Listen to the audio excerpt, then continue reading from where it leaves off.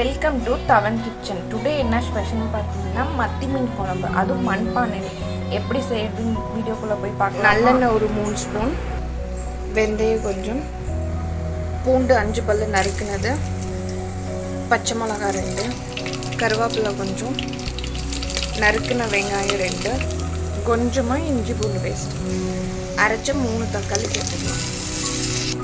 இது கூட மஞ்சத்தூள், மிளகாத்தூள், மல்லித்தூள் சேர்த்துக்கலாம். மசாலா நல்லா வதங்கி எண்ணெய் திரிஞ்சு வரும்போது 1 கப் தண்ணி ஊற்றிக்கலாம். இப்போ குழம்பு நல்லா கொதிச்ச பிறகு புளி தண்ணி லைட்டாக சேர்த்துக்கலாம். 1 லெமன் அளவுக்கு புளி தண்ணி. இப்போ தேவையான அளவு உப்பு சேர்த்துக்கலாம். இப்போ குழம்பு கொதிச்ச பிறகு மீன் சேர்த்துக்கலாம். இன்னைக்கு மத்தி மீன் குழம்பு ரெடி ஆகிடுச்சு. கொத்தமல்லி தூவி கேஸ் ஆஃப் பண்ணிட்டு இறக்கிக்கலாம்.